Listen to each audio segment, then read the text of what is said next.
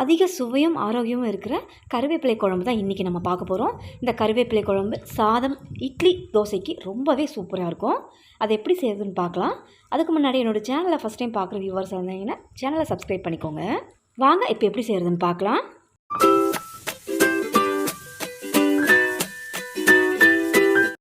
Pan ஒன்று சூடு பண்ணியிருக்கேன். 1 ஸ்பூன் அளவுக்கு எண்ணெய் சேர்த்துக்கிறேன். எண்ணெய் நல்லா ஹீட் ஆனதும் 1 ஸ்பூன் துவரம் பருப்பு, 1 ஸ்பூன் கடலைப்பருப்பு, 1 ஸ்பூன் உளுந்தம்பருப்பு. இதை சிம்மில் வச்சு நல்ல கலர் மாறணும், செவக்க வர்ற வரைக்கும் நல்லா வறுத்து எடுத்துக்கோங்க. இந்த அளவுக்கு வறுபட்டதும் இது கூடவே காரத்துக்கு 3 வரமிளகாய் சேர்த்துக்கிறேன். நெக்ஸ்ட்டு 1 ஸ்பூன் மிளகு, 1 ஸ்பூன் சீரகம், 1/4 ஸ்பூனுக்கும் குறைவாக வெந்தயம். இப்போ இதையும் சிம்மில் வச்சு நல்லா கலந்து கொடுங்க. வாசம் வந்தால் போதும், கலர் மாறணும்னு அவசியம் இல்லை.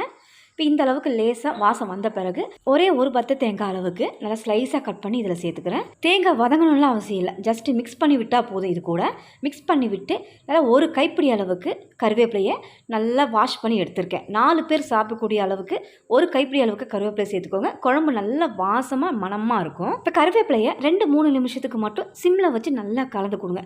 ஒரு வாசம் வரும் கருவேப்பிலையோட மனம், அந்த மனம் வர்ற வரைக்கும் மட்டும் நம்ம வறுத்து விட்டால் போதும். இப்போ இதை ஒரு 2-3 நிமிஷத்துக்கு நல்லா வறுத்து விட்டுருக்கேன். இது போதுமானது. இப்போ இதை எடுத்து நல்லா ஆற விட்டு மிக்ஸி ஜாருக்கு மாற்றிக்கிறேன். இதை அரைக்கிற பக்குவம்னு பார்த்தீங்கன்னா தண்ணி சேர்த்து தான் அரைக்கணும். முதல்ல கோர்ஸாக அரைச்சிருங்க, அதுக்கப்புறம் தண்ணி சேர்த்து அரைங்க. நல்லா ஃபைன் பேஸ்ட்டாக அரைப்படும். இப்போ கோர்ஸாக அரைச்சிட்டேன். இப்போ தண்ணி சேர்த்து ஃபைன் பேஸ்ட்டாக அரைச்சி கொண்டு வந்துடுறேன். பேஸ்ட்டாக இந்த மாதிரி அரைச்சி எடுத்து வச்சுக்கோங்க. இப்போ இது இருக்கட்டும், நம்ம குழம்பு தாளிக்க ஆரம்பிச்சிடலாம். தாளிக்கிறதுக்கு நான் மண்சட்டி தான் ஒன்று ஹீட் பண்ணியிருக்கேன். அதில் எண்ணெய் சேர்த்துக்கிறேன். ஒரு 3 ஸ்பூனுக்கு எண்ணெய் சேர்த்துக்கிறேன். நல்லெண்ணெய் இருந்தால் ரொம்பவே மணமாக இருக்கும் குழம்பு. 1 ஸ்பூன் கடுகு உளுந்து போட்டு நல்லா பொரிஞ்சதும் ஒரு 10 பல்லு பூண்டை குட்டி குட்டியாக நறுக்கிட்டு இது கூட சேர்த்துக்கோங்க. இது கூடவே ஒரு 10 சின்ன வெங்காயம் அதையுமே கட் பண்ணிவிட்டு இது கூட சேர்த்துக்கிறேன். பெரிய வெங்காயத்தோட சின்ன வெங்காயம் சேர்த்திங்கன்னா இந்த குழம்பு ரொம்ப டேஸ்ட்டாக இருக்கும். இப்போ இதை சேர்த்து ஒரு 50% மட்டும் வதக்கிக்கோங்க. இப்போ இந்த அளவுக்கு நல்லா வதங்கினதும் மிளகாய்த்தூள் சேர்த்துக்க போகிறோம். நான் இந்த குட்டி ஸ்பூனில் தான் மிளகாய்த்தூள் சேர்த்துக்க போகிறேன். ஏன்னா வரமிளகாய் ஆட் பண்ணதுனால இந்த குட்டி ஸ்பூனில் சேர்த்துக்கிறேன். 1 ஸ்பூன் தனி மிளகாய்த்தூள், 2 ஸ்பூன் அளவுக்கு தனியாத்தூள், கொஞ்சமாக மஞ்சள் பொடி. இதை சேர்த்து எண்ணெயில் ரொம்ப கரிஞ்சிடாமல் லேசாக வதக்கி விட்டு எடுத்துக்கோங்க. நெக்ஸ்ட் இது கூட அந்த கருவேப்பிலை விழுத சேர்த்துக்கோங்க. சேர்த்துட்டு இந்த மசாலாவோட நல்லா மிக்ஸ் பண்ணிக்கோங்க. அப்புறம் தண்ணி சேர்த்துக்கலாம். நல்லா மிக்ஸ் பண்ணி விட்டு 1 கப் அளவுக்கு அந்த ஜாரில் தண்ணி சேர்த்து அந்த பேஸ்டெல்லாம் அதில் ஒட்டி இருக்குங்கிறதுனால அதை நல்லா கலந்து விட்டு தண்ணியை ஆட் பண்ணிக்கிறேன். 1 கப்பு தண்ணி தான் இல்லை, 1.5 கப் அளவு கூட தண்ணி சேர்த்துக்கலாம். தாராளமாக தண்ணி சேர்த்து கலந்து கொடுத்துக்கலாம். ஏன் அப்படின்னா நல்லா கொதிக்க விட போகிறோம், அப்போ வற்றி வந்துடும் தண்ணி. நெக்ஸ்ட் இது கூட ஒரு நெல்லிக்காய் சைஸ் அளவுக்கு புளி, இதை நல்லா கரைச்சி விட்டு அதையுமே சேர்த்துட்டு தேவையான அளவுக்கு உப்பு போட்டு நல்லா கலந்து கொடுத்துக்கலாம். இப்போ பாருங்கள், நான் இந்த அளவுக்கு தண்ணியாக இருக்குது.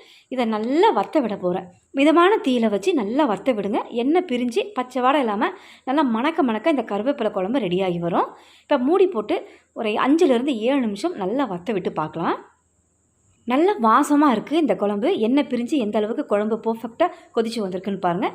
இந்த அளவுக்கு எண்ணெய் பிரிஞ்சு வர்ற அளவுக்கு நல்லா கொதிக்க விட்டுக்கோங்க. நல்லா மணக்க கருவேப்பிலை குழம்பு ரெடி ஆகிடும். இது சாதத்துக்கு மட்டும் இல்லை, தோசை, இட்லிக்கு, தயிர் சாதத்துக்கு ரொம்ப டேஸ்ட்டாக இருக்கும். கண்டிப்பாக ட்ரை பண்ணி பாருங்கள். அதிக ஆரோக்கியம் இருக்கிற இந்த கருவேப்பிலை குழம்பை கண்டிப்பாக ட்ரை பண்ணி பார்த்துட்டு எப்படி இருக்குன்னு கமெண்ட் பண்ணுங்கள். வீடியோ பிடிச்சிருந்தா என்னோடய சேனலில் மறக்காமல் சப்ஸ்கிரைப் பண்ணுங்கள். ரொம்ப பிடிச்சிருந்தா லைக், ஷேர் பண்ணுங்கள். தேங்க்ஸ் ஃபார் வாட்சிங்.